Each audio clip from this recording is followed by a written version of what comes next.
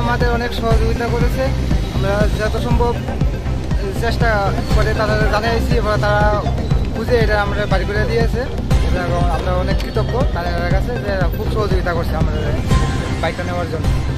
অনেকেই অনেক ধরনের মন্তব্য করে পুলিশ বা ট্রাফিক দপ্তর নিয়ে, আপনার বক্তব্য কী বলছেন? না, তারা আমাদের পূর্ণ সহযোগিতা করেছে এবং আমাদের কোনো কষ্ট হয়নি বাইকটা নেওয়ার জন্য, তারা পূর্ণ আমাদের সহযোগিতা করেছে। ট্রাফিক দপ্তরের কাজকর্ম নিয়ে আপনি খুশি তো? হ্যাঁ, আমি খুশি।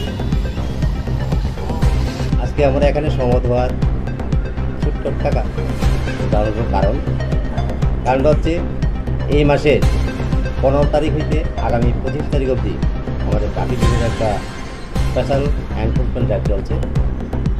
সেই অনুযায়ী গত 21 তারিখ বিকাল আনুমানিক 5 ঘটিকার সময় বটতলাস্থিত আমাদের হাওড়া পুরনো ব্রিজের মধ্যে কর্নারটার মধ্যে ASI Biplab Dutta, constable Pankaj Debnath, SP Tuhin Dutta, SP Ripon Roy এর একটা গ্রুপ বাইক চেকিংয়ের জন্য দাঁড়িয়েছে।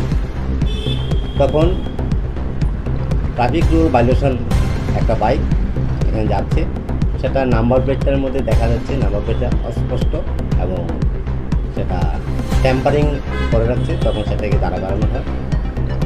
তখন পেছন দিকে দেখা যাওয়া যায় পেছন দিকে এটা নাম্বার প্লেটও নেই। তখন সেই নাম্বারটা দিয়ে চার্জ করা হয়, দেখা যাচ্ছে ওটা পলিউশন 2023-এর 13 জুলাই শেষ হয়ে গেছে। তখন তারা বলছে যে বাইকটা পলিউশন নেই, তা ফাইন কাটতে হবে। একথা বলার সঙ্গে সঙ্গে যিনি বাইক রাইডার উনি শরীরের যে একটা আপনার নর্মাল মানুষের যে একটা জিনিস থাকে সেটা হচ্ছে আর অন্যমনস্ক লাগছে, নাড়াচাড়া করছে, মানে চলে যাবে এখান থেকে, ঘাম জড়াচ্ছে। বুঝুন বাইকটা কার? বলে আমার কাকার বাইক। কাগজপত্রগুলো দেখো, তো কাগজ বাড়িতে আছে।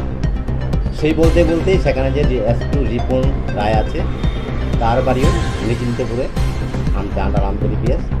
সে মনে হল বলছে এটা বাইকটা কিছুদিন আগে আমাদের পাড়ার একটা বাইক চুরি হয়েছে, মনে হয় সেই চুরির বাইকটা এটা। সে কথা বলার সঙ্গে সঙ্গেই যে বাইকটা ছিল সে পেছনের দিকে হঠাৎ করে দৌড়ে আমাদের ফরেস্ট অফিসের যে রুটটা সেই রুটে চলে যায়। তাকে ধরা যায়নি, কেননা ওই সময়টার মধ্যে আমাদের ট্রাফিক অনেকটাই বেশি, তার জন্য ওকে পাওয়া যায়নি। তারপর বাইকটাকে আমরা ট্রাফিকে নিয়ে আসি এবং একটা ইনকোয়ারি করে দেখি এবং জানতে পারি ওনার নাম, যে মালিকের নাম প্রসেনজিৎ চৌধুরী, বাবার নাম প্রমোদ চৌধুরী, বাড়ি নিশ্চিন্তপুর, আন্ডার আমতলী পিএস। তখন তাকে ফোন করা হয় এবং আসার কথাকে জিজ্ঞেস করি কী হয়েছে। তখন উনি বলেছেন যে আমি 19 তারিখ বিকেলবেলা আমার এই পাশের বাড়ির গ্রামে হরিপুরে মৃণাল চৌধুরীর বাড়িতে ইলেকট্রিসিয়ানের কাজ করার জন্য আমি যাই। আমি তাদের বাড়িতে ঢোকার সময় গেটের বাইরে বাইকটা রেখেছি। আমি কাজ করার পর যখন রাত্রি 10টার সময় বেরিয়েছি তখন বাইকটা আমার এখানে নেই।